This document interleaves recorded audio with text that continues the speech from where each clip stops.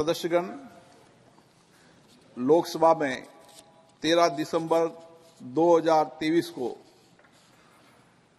जो दुर्भाग्यपूर्ण और हम सबके लिए चिंताजनक घटना घटी है, निश्चित रूप से पूरे सदन में इस पर गहरी चिंता व्यक्त की थी और इस घटना को सामूहिक रूप से भी हमने चिंता व्यक्त भी की थी और भविष्य में घटना न घटे इसके लिए भी कार्य योजना बनाने की योजना बनाई थी।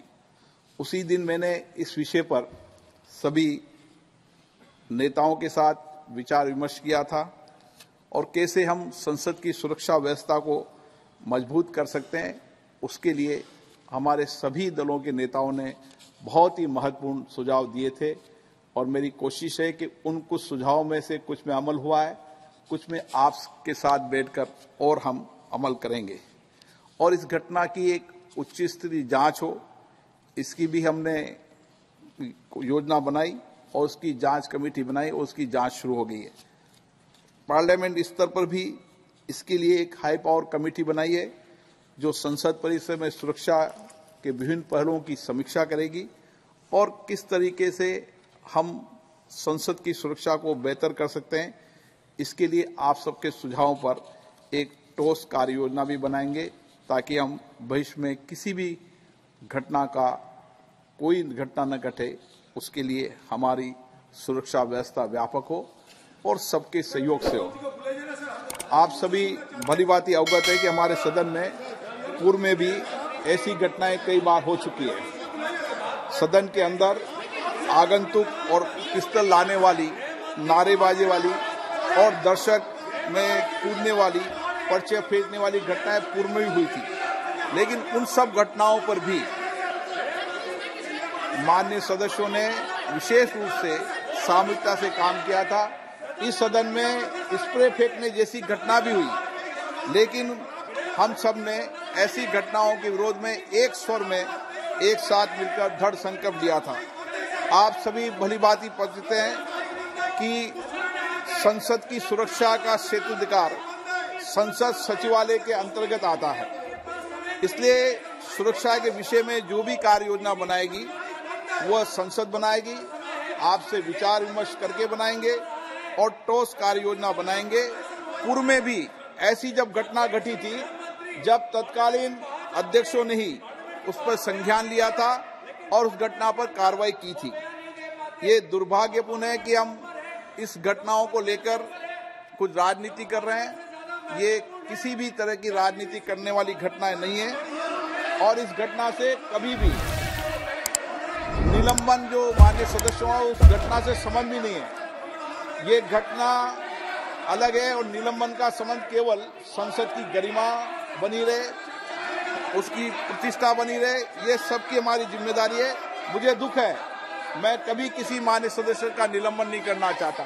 मुझे बहुत व्यक्तिगत पीड़ा भी होती है कि जो मेरे माननीय सदस्य हैं उनका निलंबन करूं, लेकिन संसद की मर्यादा बनाए रखना, संसद की गरिमा बनाए रखना हम सबकी जिम्मेदारी है। विशेष रूप से आपकी भी उतनी जिम्मेदारी है और इसलिए संसद की परंपराओं परिपाटियों का श्रेष्ठ पालन हो। और जब नई संसद बनी थी तो हमने बैठकर सब दलों के नेताओं से चर्चा भी की थी कि हम तख्ती लेकर नहीं आएंगे, सदन की उच्च कोटि की गरिमा मर्यादा को बना के रखेंगे और किसी तरीके से हंगामा नहीं करेंगे। देश की जनता भी ऐसे आचरण को कतई पसंद नहीं करती है, इसलिए मेरा आपसे आग्रह है कि हम सब इस अपेक्षा के साथ कि ऐसी घटना न घटे और सदन के अंदर भी गरिमा बनी रहे, मर्यादा बनी रहे, ये हम सब की जिम्मेदारी है और इसीलिए भविष्य में सदन की गरिमा सर्वोपरि है।